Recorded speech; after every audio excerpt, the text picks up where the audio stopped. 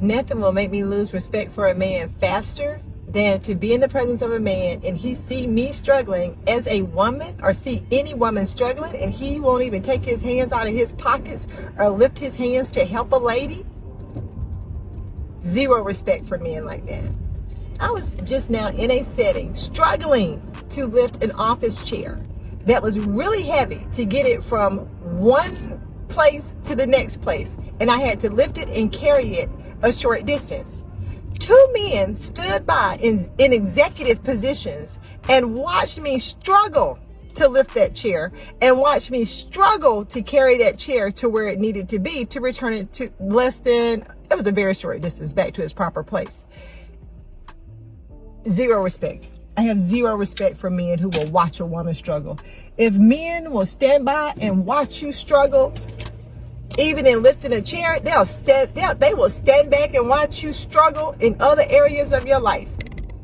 When it comes to women, children, and senior citizens, I have a soft place in my heart for those three populations because they are the weakest populations on the face of the earth.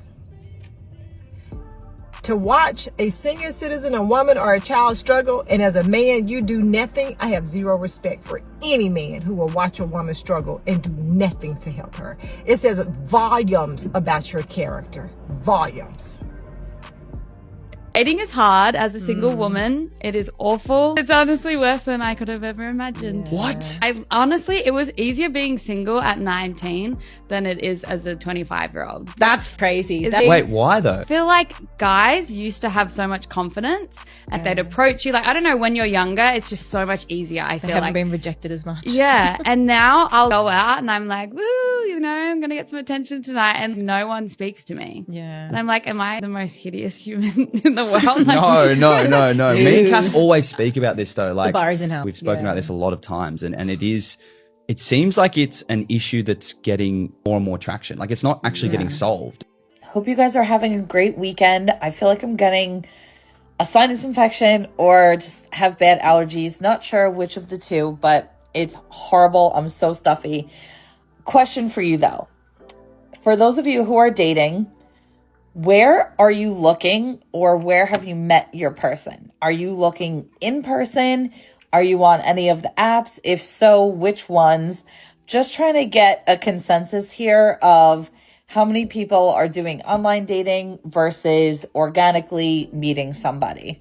Hope you guys have a great rest of your day. Bye. I went on a second date last night and he did the dumbest but most weirdly cute thing ever.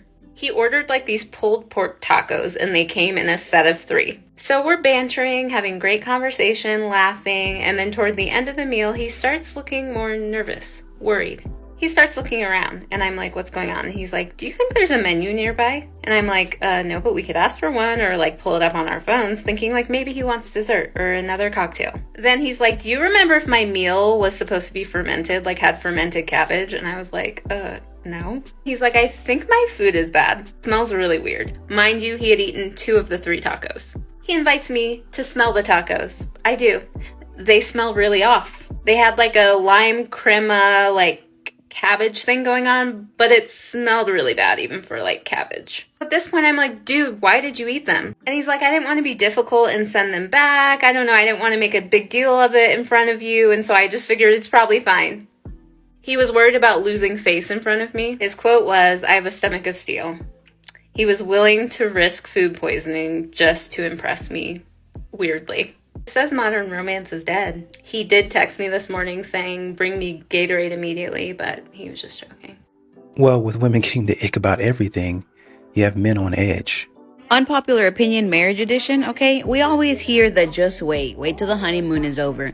Just wait, give it a few years, girl, that won't last. Been married for 12 years, okay? My husband still opens the door for me. My husband still brings me flowers, and my husband still calls me beautiful every single day, and we still have fun. We still talk on dates. We still text each other all day. And guess what? Now, year 12, I love it a lot more than year 2, 3, 4, and 5. My marriage is only getting better. I still get excited when that man walks through the door and he gets excited to see me on the other side of that door. Is marriage hard? Sure. But don't let people scare you into thinking that your marriage is going to crumble after a few years. I think you guys are overthinking this. Why do you think it costs so much money to go on a date? Matter of fact, a first date shouldn't even be anything extravagant. I mean, unless you're some type of gazillionaire, you want to fly a woman to Paris for lunch. But regular people, first date, the first couple days, nothing extravagant. As a matter of fact, after second date, you already know this is somebody that you're interested in, have more interest in. Keep it simple. Go on a walk. But it's the weather's nice. Take a girl to a little ice cream shop or something like that. Order some ice cream, sit outside. Go get some smoothies maybe. Go for a walk in a park or somewhere like that so that you all have a conversation. The girl is not going to look down on you because you took her out on a simple date. Because the purpose of the date isn't the venue that you're going to. The purpose of the date is to demonstrate you have interest in the woman. That alone is going to excite her. She's going to be like, he's actually interested in me. He's not talking to my ass. He's talking to me. Keep it simple. Do something simple on your date. Go to the lake. Take some bread and go feed the ducks. Do some cute shit like that. It don't cost a lot of money to do that. Y'all gotta think outside the box. I don't know what you imagine, but women like simple things. You know, but the women keep on acting crazy and asking to be taken on expensive dates. I'm just wondering, is it too much to ask for a guy who opens my door or walks on the busy side of the sidewalk so that if anything were to happen, he's protecting me, or someone who just randomly buys me flowers or, you know, wants to go on random spontaneous trips or anything like that, or, you know, just decides, hey, like, you know, she's been working hard, she hasn't treated herself out in a little bit, here's a little something to go have fun with. Like, where are those guys? I'm just genuinely wondering. Well, ladies, unfortunately for us, your 20s and 30s is precisely the time when you have to make the decision if you want marriage and family. Because if you don't believe me, try it in your 40s and let me know how that works out for you. So the church has been lying to you and keeping you single. I think a lot of churches, they perpetuate this idea that there is one special person for you out there, that your husband is out there, he has your name on it, he's not going to marry anyone else, and he's just waiting for you somewhere in the abyss, and you don't have to do anything, you don't have to change anything about yourself. All you have to do is serve enough in the church, pray enough, and give enough, and those three things will be enough to make God turn his heart towards you. These things are lies. They're lies, and they're being pushed by the church because at the end of the day, the church is benefiting from you. So the church is not going to tell you the truth about actual male and female relations because A, they would get canceled, B, they will lose your support. So they keep telling you what your itching ears want to hear. Here's the truth. The dating market, the dating marriage market, whatever you want to call it, is a market. That means you have to give value in order to receive value. You get in accordance to the value that you give. That's it. When you go into the store, you have $1, you buy something that you perceive as $1 and you get that thing. Okay. So what they're not going to tell you, they're not going to tell you things that men actually want. Yes, it's good that you're a praying woman. Yes, it's good that you serve in church. Yes, it's good that you give. But these three things, besides praying, that's good. But even godly men, they're men. Right? So those three things, especially the last two, are good for you at the benefit of the church.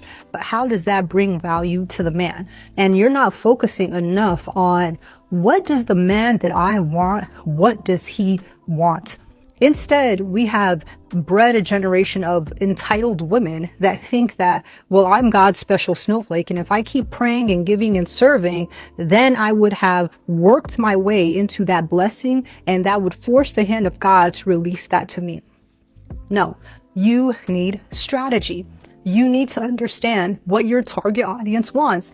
Be that thing and position yourself in front of that type of man so that he can name you. If it works, it works. If it doesn't, it doesn't. This idea of a man is just going to randomly come to your house and propose and drop on one knee and say, hey, God said that you're my wife, is keeping the majority of women single. Sheesh. Exactly. It's not every church. Not every church. Let's be fair. But a lot of these modern women, Some of it's their own ego because the church ain't telling them stuff. Some of this is them listening to TV shows, reading books, different podcasts, to where they being lied to, thinking that they more than what they actually are, passing by good men, and then they fool around and get 50, 60 and be like, man, in my 30s, I should have taken a chance on that guy. He was really a good man. Yeah, we know. We told you that multiple times.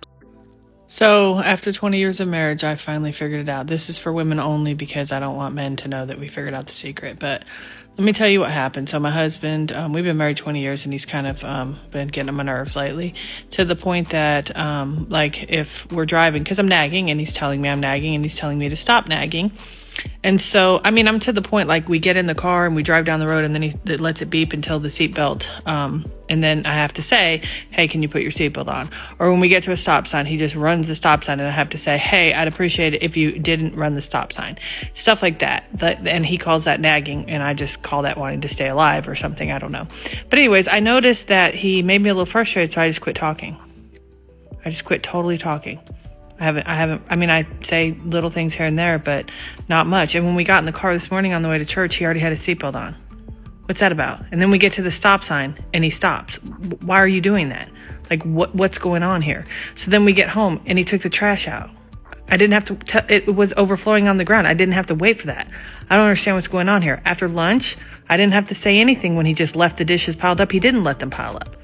So I guess the solution here is it's nagging, because when he doesn't do it, I have to say, hey, can you help with this?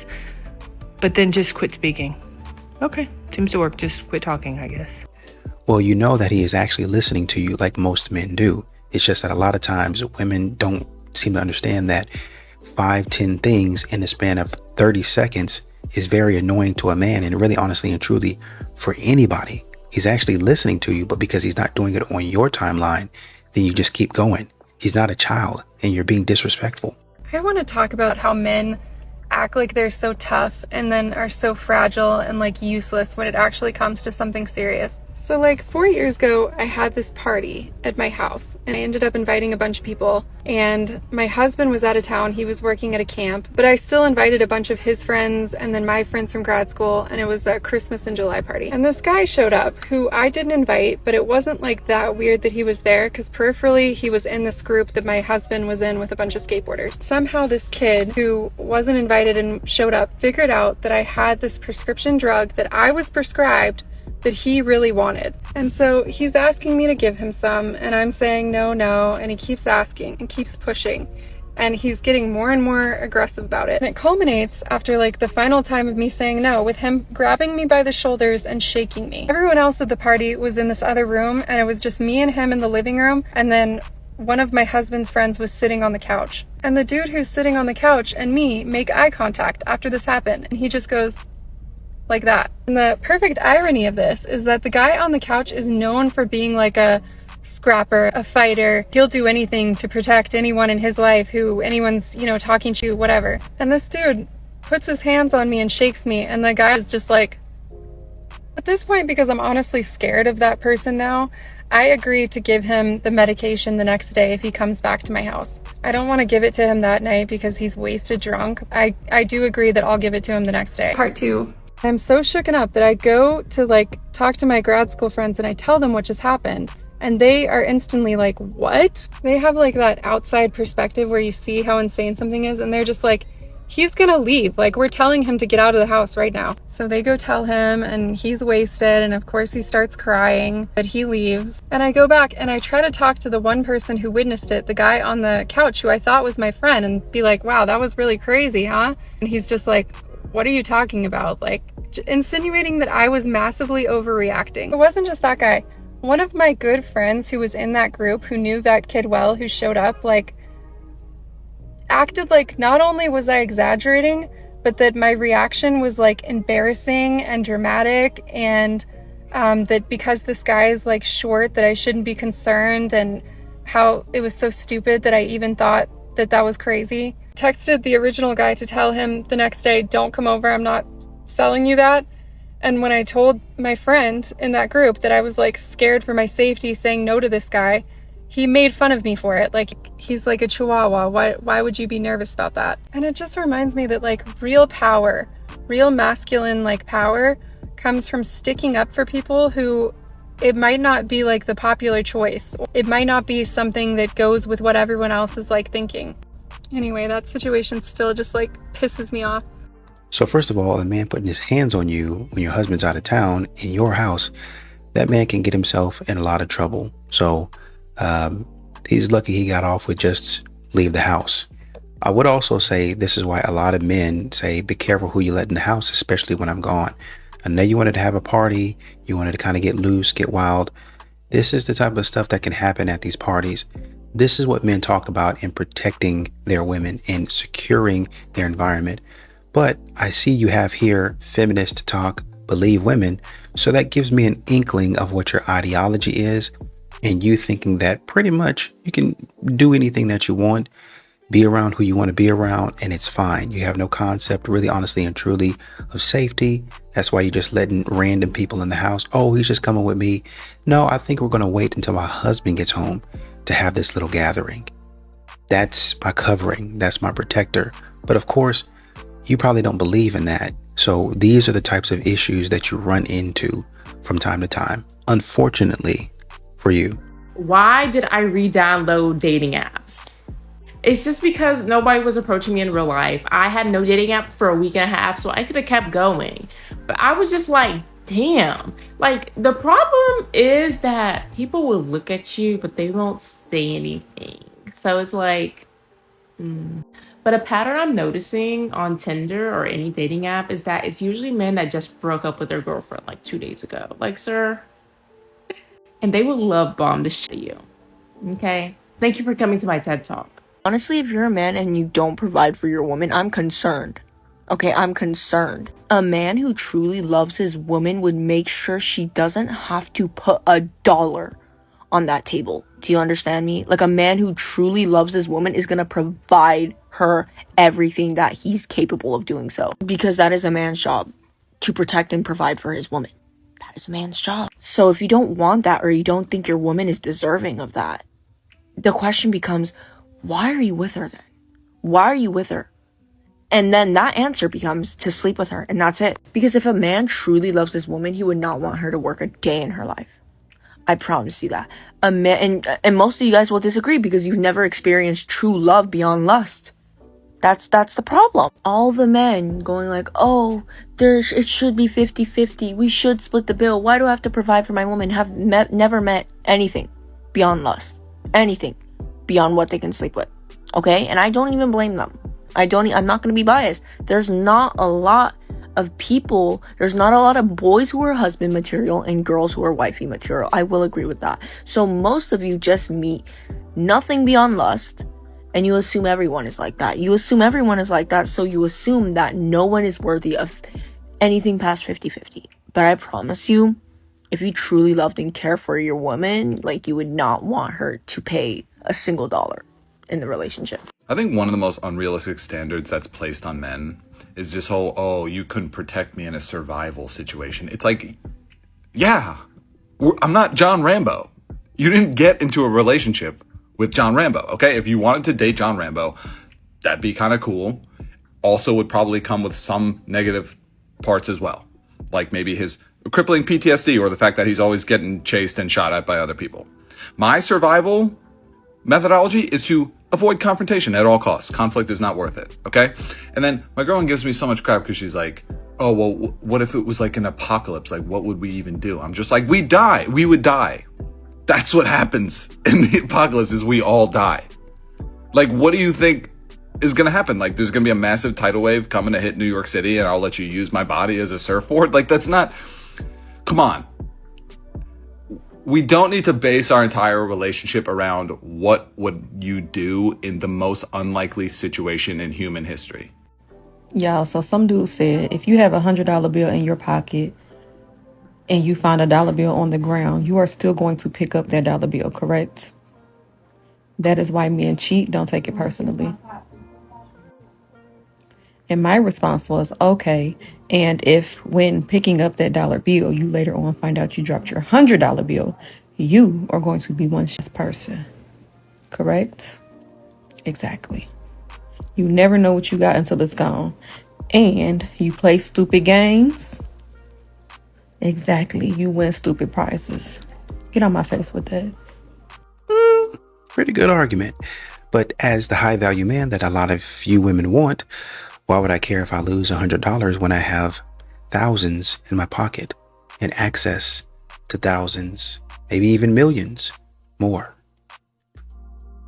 The other thing about this conversation that's really so sickening is the fact that the girls really be thinking they be eating women up, calling them a pick-me when a woman forms an opinion on her own and she shares it online, and strangers on the internet, men and women both, get into the comments sharing it. But if men agree, it's the pick-me thing. Well, they don't understand the damage in that, because they don't understand that you're literally perpetuating the stereotypes that men have on women. And that stereotype is that women are dumb, and the only way that they can come to an opinion is if it is aligning with what men think. And that in order for a woman to say something that makes sense, it must be because that man is in her back. Y'all don't get that.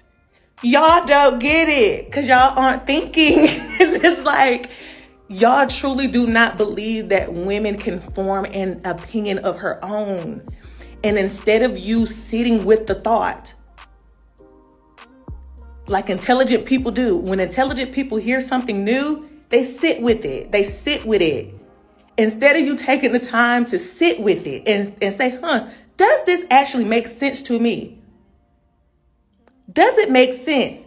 The best thing that a lot of women can do is, I'm going to call her a name. Like, it's the craziest social experiment. I'm never getting off TikTok because TikTok is science heaven. It is science heaven. The behaviors. I'm never coming off this app because you get to see in real time how humans behave under pressure, how humans behave when they can't articulate themselves. I have this thing that I say to my son. I said, stop acting like your brain is small. People that act like they have a small brain, they don't know how to articulate themselves. They don't know how to express themselves. They don't know how to have a conversation, a conflict. They don't have none of that. And so it makes them resort to really irrational behaviors. Like, they may call you out your name. They may throw something at you. They start acting like Reptar on Doug Funny. They just start acting so crazy because they can't. All the things up here can't get organized the way it can't get organized the way they wanted to get organized. And so the best thing that they could do is insult. I'm going to insult her. I'm going to insult you. In this moment, I cannot gather words right now to say what I want to say in an intelligent, adult, grown manner. So the best thing that I could come up with is I'm going to insult you. It is also funny. It is very funny to me. Just a quick PSA. If you buy a home from a single man, work into your moving timeline, time to clean things that have never, ever, ever been cleaned. Just a few extra days, just letting you know. Why are you doing that? As a strong, independent woman, you can just call and hire somebody.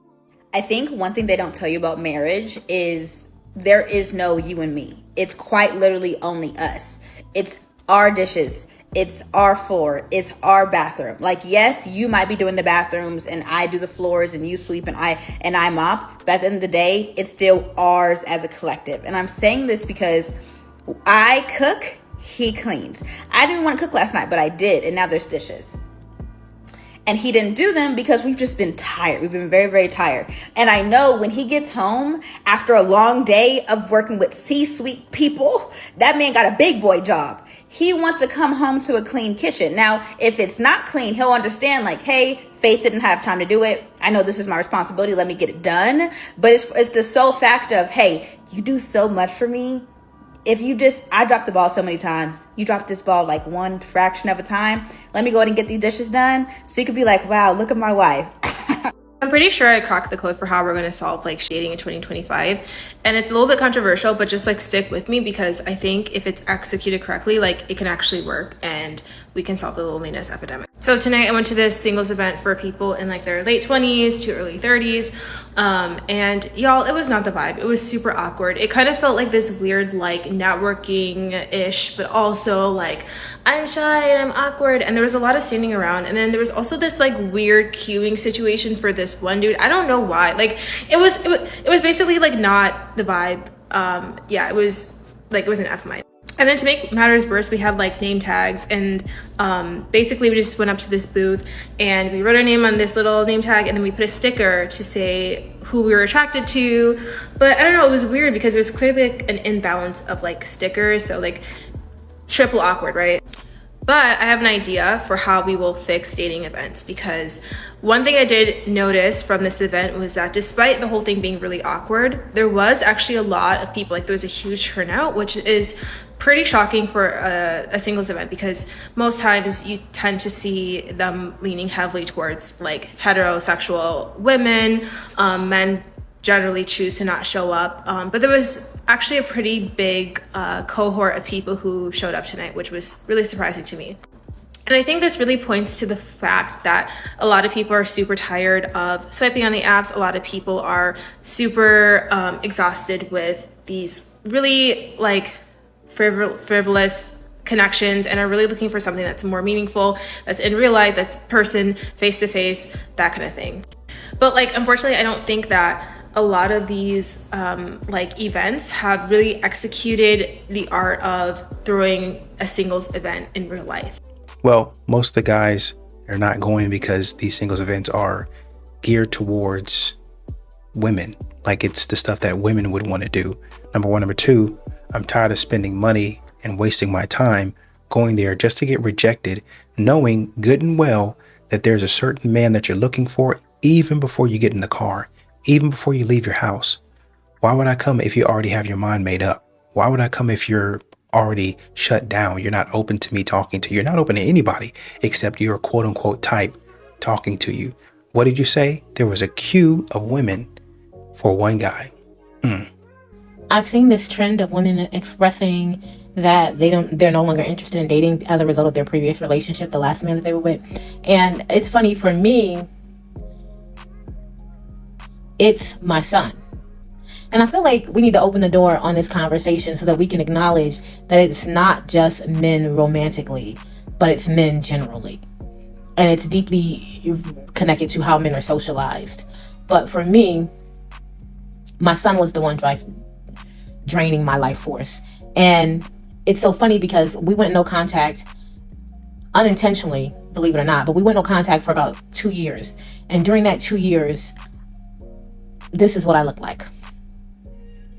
And then we reconnected, and he came and he moved back into my house. This was after he was 21. He came back to my house, and he came back with his partner and their child. And by the time I made a decision to go no contact with him again, and hopefully for the final time, this is what I look like. So now it's not just the men that you're romantically interested in. It's your sons, your nephews. All right. Girls, I'm gonna tell you this. If a man tells you about an extremely traumatic situation in his past, or a very seemingly sensitive and unfortunate event that happened to him, for example, oh, my dad was a raging alcoholic and my mom, blah, blah, blah. On the first couple of times that you guys meet, especially the first time, he is trying to get you to see him as a victim so he can manipulate you. Okay? I learned this the hard way. You're welcome. Do you guys look for ways to be victims? Because at this point, it's honestly a skill. I have fallen deeply in love with my fiance's best friend. Oh, this is going to be a classic. We haven't had one of these in a while. I know, it's a classic, guys. I've been with my fiance Jace for over 5 years. Up until a year ago, I thought he was the one. Jace proposed last year while we were on a trip with our friends. I said yes, although I wasn't overwhelmed with excitement and joy. That's not a good sign. I never had doubts about our relationship, but I couldn't shake this feeling of uncertainty. This is where his best friend, Zach, comes in. The night after Jace proposed, Zach and I began flirting. For context, I've known Zach for as long as I've known Jace. We've always had a close friendship and we're naturally both flirty people. It's always felt like there is an unspoken connection between us. I felt jealous when Zach speaks to girls on a night out, and the same feelings resurfaced when he began dating his current girlfriend. Current that he's with. Currently. Wow. However, back to my proposal trip, Zach and I got very close. I'm talking sneaky touching underneath tables. Oh, babes. No. And some naughty message exchanges. Oh, gosh. But it never went further than that. I assumed it was just a bit of fun on our holiday and nothing more would come of it. The drunken flirty behaviour continued at future friend catch-ups. It all escalated when Zach Snapchatted me out of the blue. I swear to God, Snapchat, you better get out of here. Snapchat enters the ring again. Ding, ding, ding, ding, ding. I won't lie to you, my heart skipped a beat.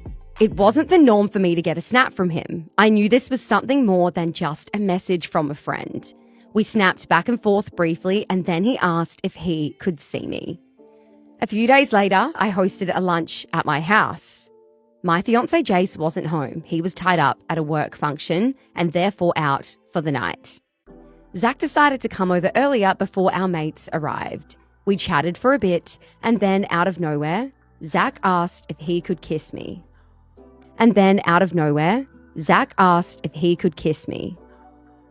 Without hesitation, I said yes. Yeah.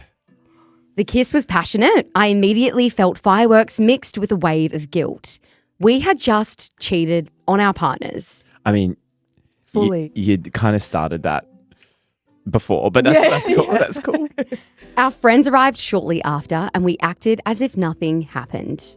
After our friends left, Zach and I continued kissing in my lounge room.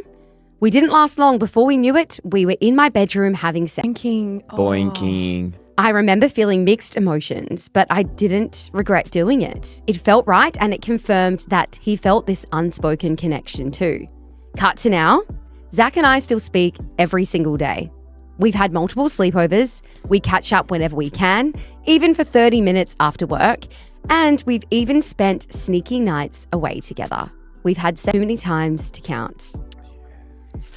Zach and I have fallen head over heels for each other. I've never felt like this about anyone before. I'm pretty certain he's my soulmate. We know it's wrong. We've tried to end things twice before, but the no contact period doesn't last longer than a day. Jace and Zach's girlfriend haven't suspected a thing. Jace, her fiance. Yeah. We talk about having a future together, but we both feel too scared to leave our current partners. This will not only blow up their lives, but will also lose our entire friendship group.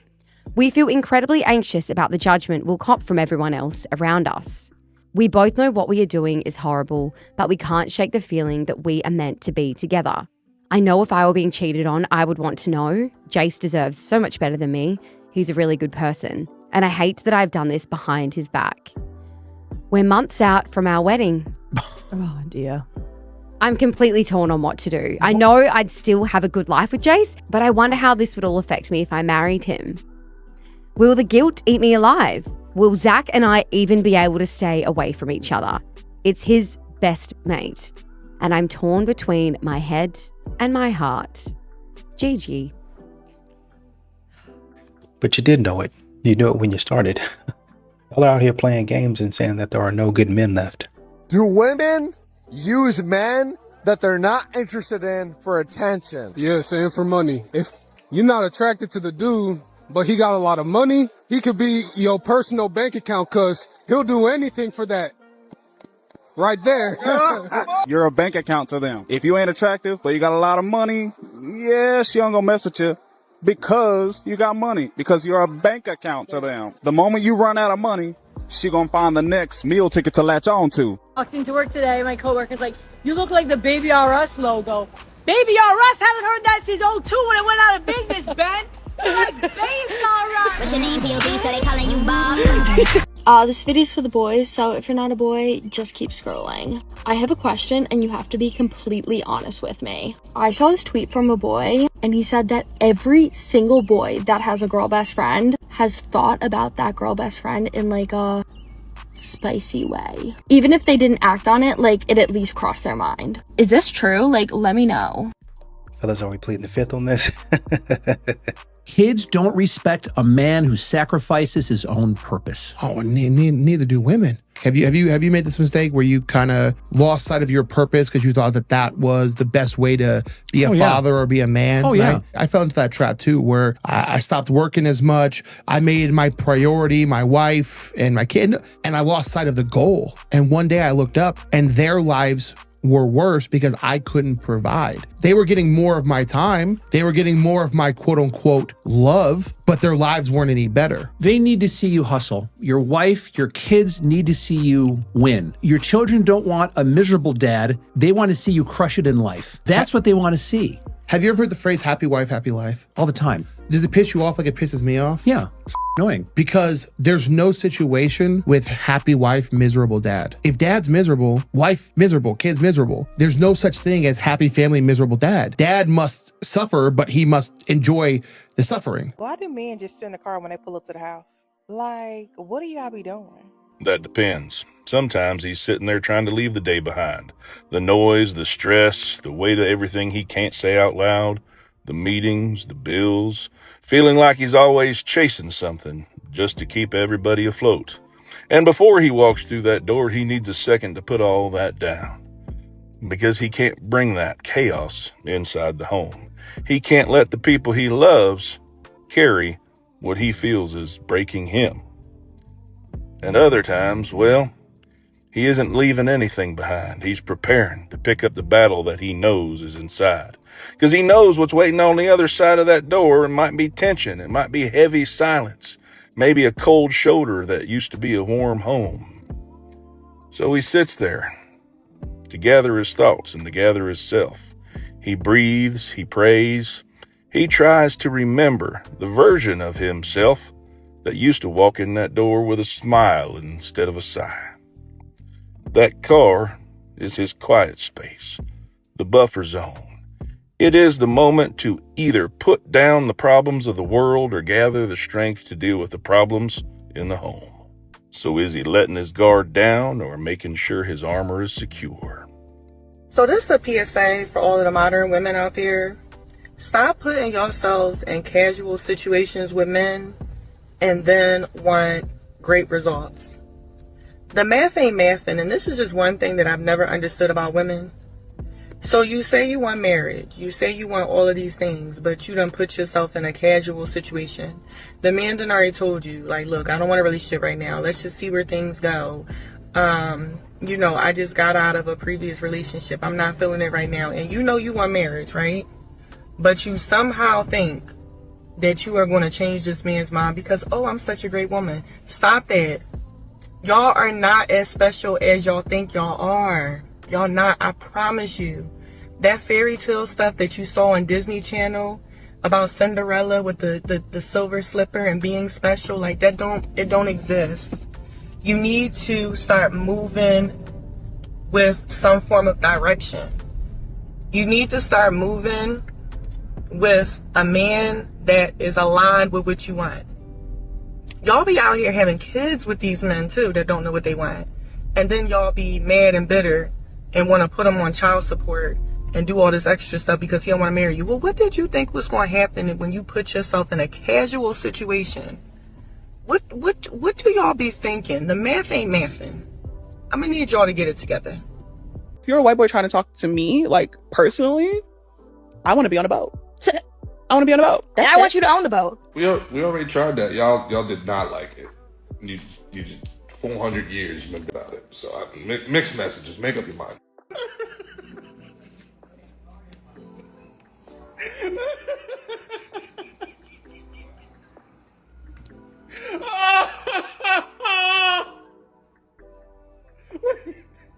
He said 400 years.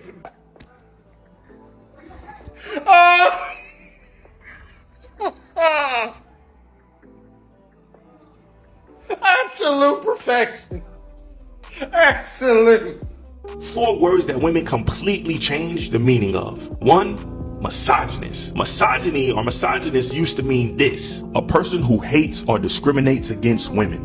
Now, anytime you don't agree with a woman or you don't let her get away, you are now a misogynist. 2, narcissist.